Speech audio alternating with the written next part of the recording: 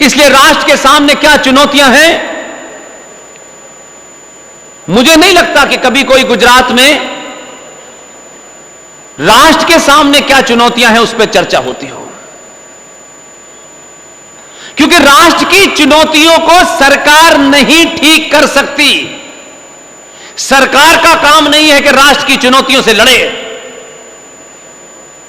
इसलिए मैंने शुरू में ही कहा, राष्ट्र की चुनौतियों का सामना राष्ट्र के लोग लड़ते हैं, सरकारें नहीं लड़ती। सरकारों का काम होता है संसद चलाना, सरकार चलाना, पुलिस की व्यवस्था करना, आर्मी की व्यवस्था करना, देश को सुरक्षित रखना, लेकिन राष्ट्र को समाज चलाता है। और जब समाज के अंदर जागृति पैदा होती है, तभी दिल्ली में एक जागरूक समाज सत्ता पे उनको बिठाता है जिन्हें राष्ट्र की चिंता होती है।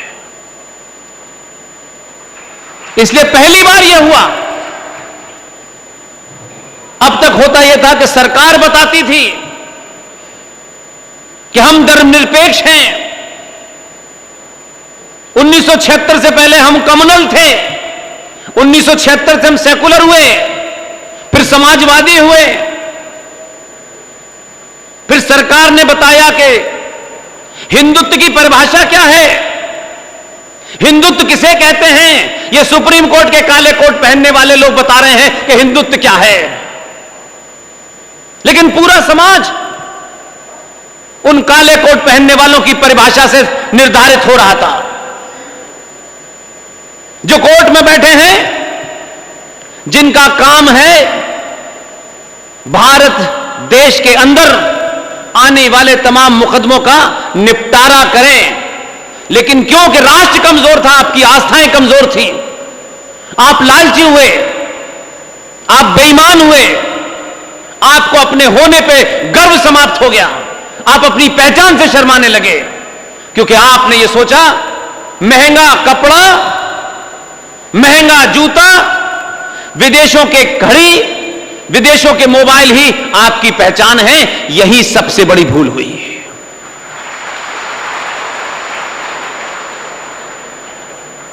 इसलिए आपकी कमजोरी के कारण सत्ताओं ने आपकी आस्था और परंपराओं में दखल देना शुरू कर दिया, और क्योंकि आप लालची हुए, और यह लालच का सिलसिला एक लंबे समय से चल रहा था,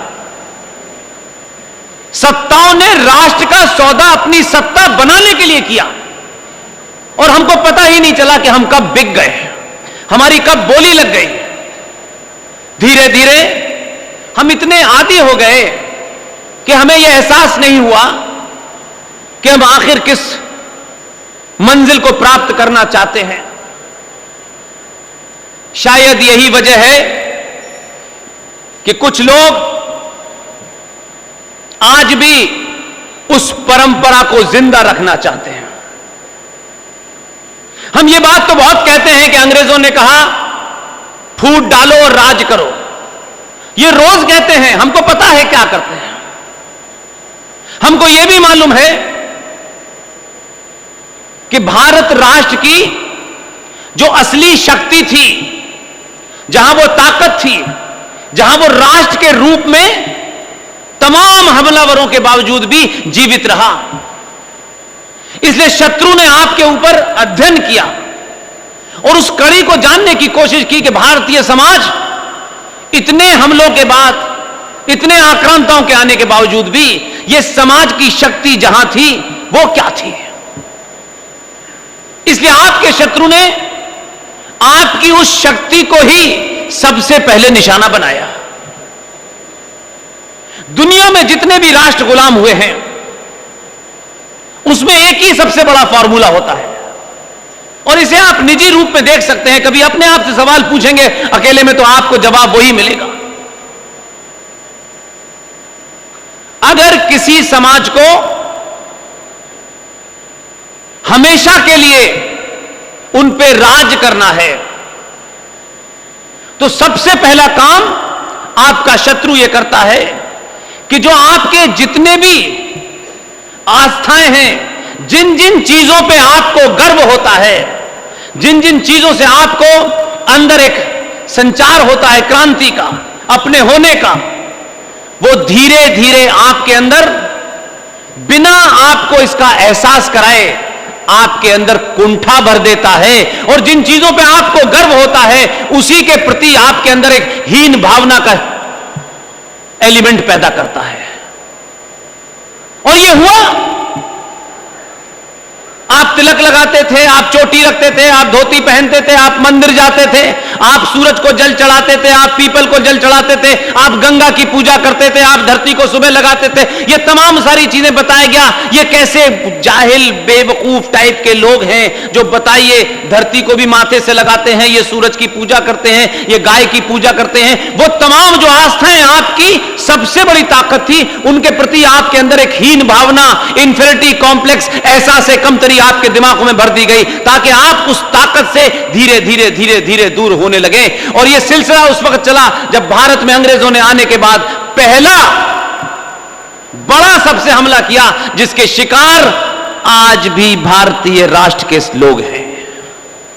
सबसे पहला हमला उन्होंने एक लंबे समय तक आपके अंदर यही भरा, अपने होने पे आपको गर्व ना हो, अपने होने पे आपको हीन भावना हो जाए, अपने कपड़ों के प्रति हो जाए, अपनी उन आस्थाओं के प्रति हो जाए, उन माता पिताओं के प्रति हो जाए कि आप धीरे धीरे उससे तोड़ दिया उन्होंने। और फिर भारत में पहला,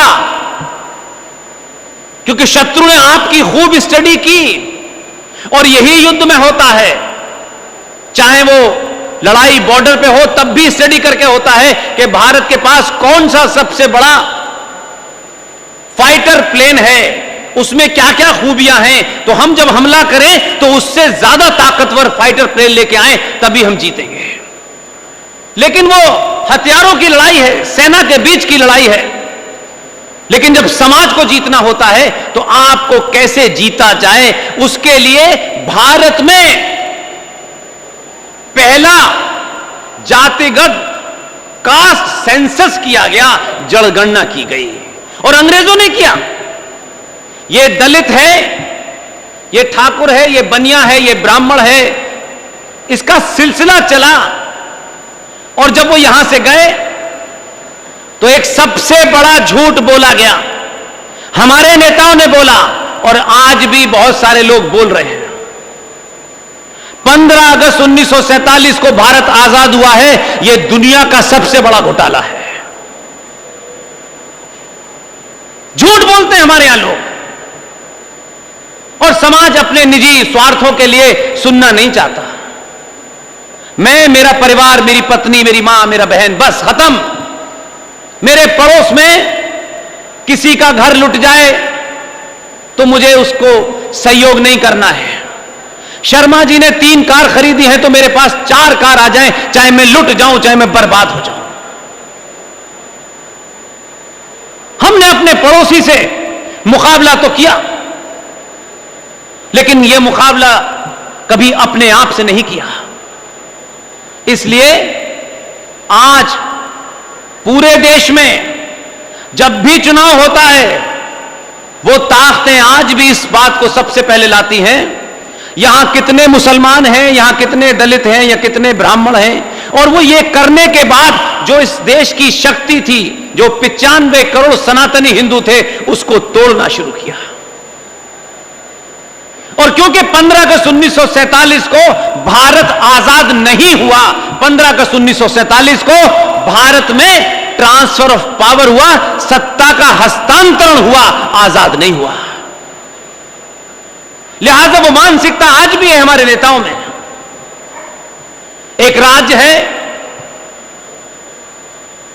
उनका नाम मैंने सुना कि वो सुशासन बाबू कहलाते हैं। उस राज्य ने कमाल का काम किया, क्योंकि हमारी राज्य करने की प्रवृत्ति, सोच और अप्रोच वही थी। लिहाजा हमने उस बातों को खत्म नहीं किया, बल्कि उनको और आगे बढ़ाया। तो यह बिहार में पता चला पहली बार कि यह दलित है और यह महादलित है, जिन्हें कौन से इंची टेप से नाप रहे हैं कि यह दलित था और यह महा है। महा कौन सा होता है? यानी जो दलित है वो पैंट शर्ट पहने हुआ है और जो महादलित है वो बगैर पैंट के खड़ा हुआ है।